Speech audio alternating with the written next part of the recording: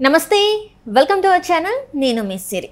ఎన్నికలు ఇంకా మరో 4 రోజులు ఉన్న తరుణంలో జగన్మోహన్ రెడ్డి గారికి అయితే షాకుల మీద షాకులు జరుగుతున్నాయి.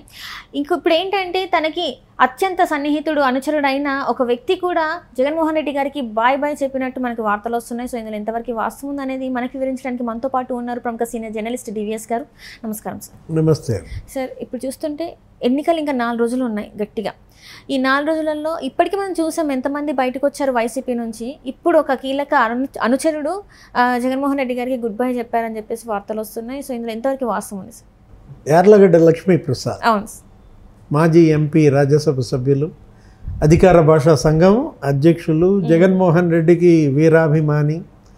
ఇవాళ ఆయన కూడా ఆ ఎన్డీఏ కూటమికి మద్దతు ప్రకటించి జగన్మోహన్ రెడ్డికి జలక్ ఇచ్చారు.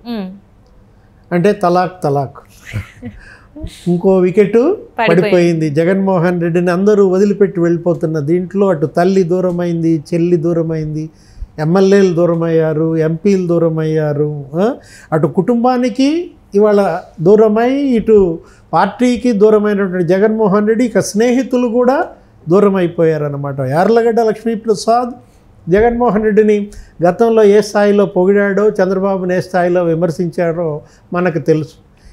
తెలుగుదేశం పార్టీలో ఆయన రాజ్యసభ సభ్యులు, ఎన్టీఆర్ కుటుంబానికి బాగా సన్నిహితులు. అలాంటిది తను చంద్రబాబుపై ఉన్నటువంటి వ్యక్తిగత ద్వేషమో అక్కసో జగన్మోహన్ రెడ్డికి మద్దతు ప్రకటించిన దీంట్లో జగన్మోహన్ రెడ్డి చేతిలో అతను కూడా పావుగా మారాడు.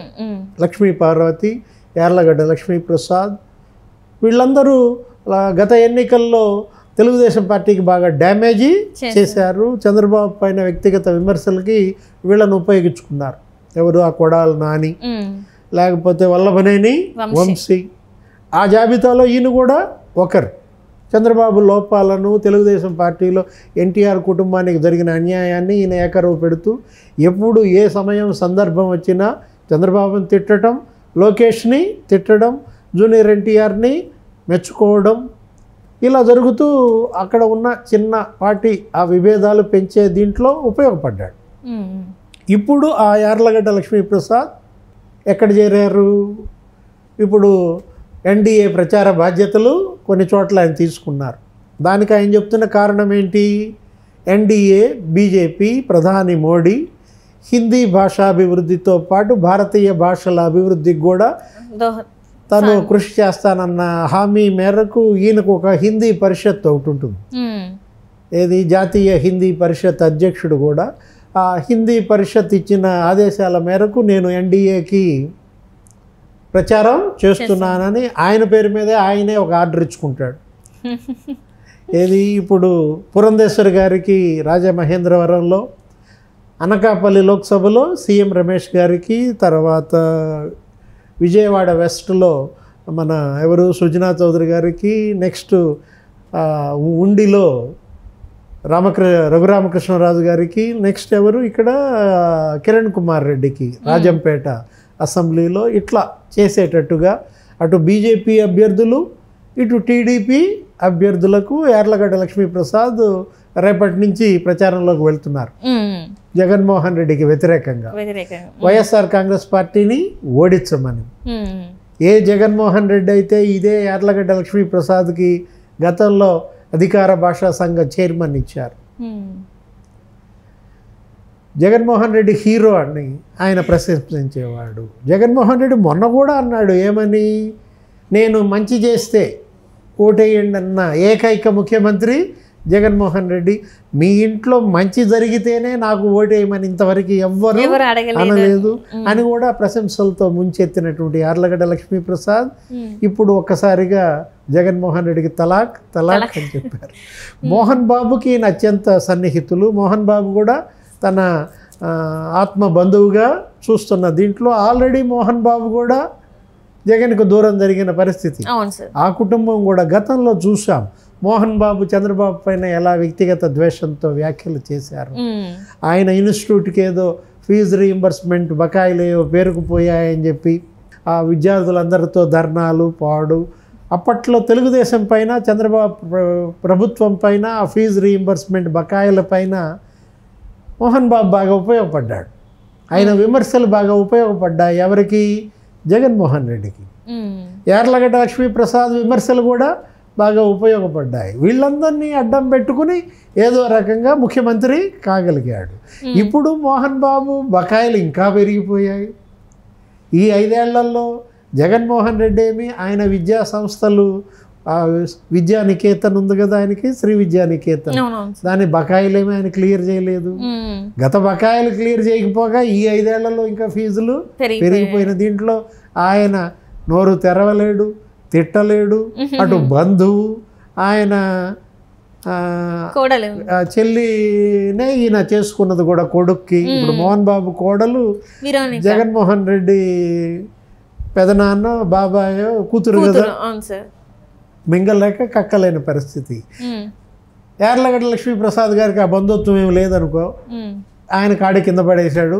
జగన్మోహన్ రెడ్డి కాడే వదిలేసి ఇక బీజేపీ కాడే మోస్తున్నారు. అంటే ఆయన ప్రచారం చేసినంత మాత్రాన నీకు మొత్తం సినిమా మారిపోతుందని కాదు. వీళ్ళంతా కూడా ఏ ఎండక గొడుగు పట్టేవాళ్ళు.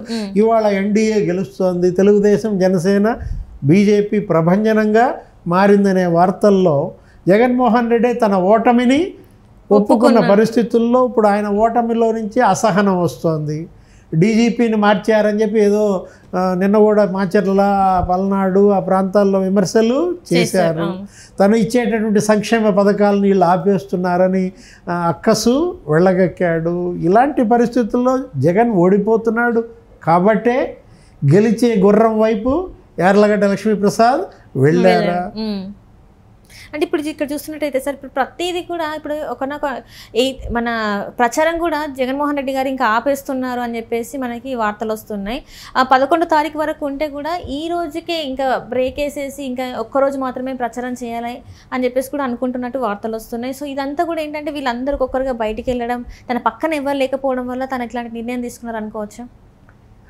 ఓటమి ఇన్ని రోజుల ముందే ఒక రాజకీయ పార్టీకి, ఒక నాయకుడికి ముందే తెలుస్తుందని మనం అనుకోలేదు. 4 నెలల ముందే జగన్మోహన్ రెడ్డి ఓడిపోతున్నాడనే ప్రచారం ఉధృతంగా వెళ్ళిపోయింది. ఎప్పుడైతే చంద్రబాబుని అరెస్ట్ చేశారో అప్పుడే చంద్రబాబు పట్ల సానుభూతి వెల్లువెత్తిన దాంట్లో అసలు తెలుగుదేశం ప్రభంజనం అన్నారు. ఆయన్ని కలవడానికి ములాఖత్కి వెళ్ళినటువంటి పవన్ కళ్యాణ్ అప్పటికప్పుడు అక్కడ పొత్తు ప్రకటించాడు. అతన్ని రాష్ట్రంలోకి రానియకుండా అడ్డుకున్నారు. ఆయన రోడ్డు గడ్డంగా పడుకున్నాడు. జగన్మోహన్ రెడ్డి మీద తిరగబడ్డాడు. ఇప్పుడు తెలుగుదేశం జనసేన పొత్తు పెట్టుకునేసరికి ఆ 2 ప్రభంజనం అన్నారు. ఇలాంటి పరిస్థితుల్లో బీజేపీ వచ్చి ఇప్పుడు అందులో పొత్తు చేరింది. నరేంద్ర మోడీ, అమిత్ షా వీళ్ళందరూ జగన్మోహన్ రెడ్డి అవినీతి కుంభకోణాలను వదిలిపెట్టారు. ఇది మాఫియా రాజ్ అన్నారు. ఇక్కడ land mafia, sand mafia, liquor mafia, human trafficking mafia అన్నారు. 30,000 మంది మహిళలు అదృశ్యమయ్యారంటూ పవన్ కళ్యాణ్ విమర్శలు కూడా తీసుకున్న దాంట్లో ఈ హ్యూమన్ ట్రాఫిక్ మాఫియా అనేది మాఫియా రాజ్ అంటూ అందరూ కలిసి జగన్మోహన్ రెడ్డి అవినీతిని, క్యాబినెట్ అవినీతి కుంభకోణాలని, ఈ మాఫియా పరిపాలనని ఇలా ప్రజల్లోకి బలంగా తీసుకువెళ్తున్న నేపథ్యంలో జగన్ ఇంకా తను ఓటమి ఖాయం అనేది ప్రజల్లోకి వెళ్ళిపోతున్న దాంట్లో ఆయనలో కూడా అసహనం వచ్చేసింది. అది అక్కసుగా మారుతోందన్నమాట. ఇప్పుడు ఈ పర్యటన కూడా కుదించేసుకుంటున్నాడు. యాక్చువల్గా ఆయన సిద్ధం సభలు పెట్టాడు. అంతకుముందు మేమంతా సిద్ధం అన్నాడు. అవి ఒక 4-5 సభలు జరిపాడు. ఒక్కొక్క సభకి 15 కోట్లు ఖర్చు పెట్టారు. 100 కోట్లు మేమంతా సిద్ధం సభలకే ఖర్చు పెట్టిన దీంట్లో బస్సు యాత్ర ప్రారంభించాడు. ఈ సిద్ధం అనే బస్సు యాత్రలు యాక్చువల్గా 100 రోజులు అనుకున్నారు. 100 నియోజకవర్గాలు పర్యటిస్తాడు అనుకుంటే ఇది అటు చేసి ఇటు చేసి ఇప్పటికి ఎన్ని నియోజకవర్గాలు పర్యటించాడు? 25 నియోజకవర్గాలు ప్రకటించాడు. అప్పటికే ఆయన పని అయిపోయింది. మండే ఎండలు స్వంగ పడుతోంది.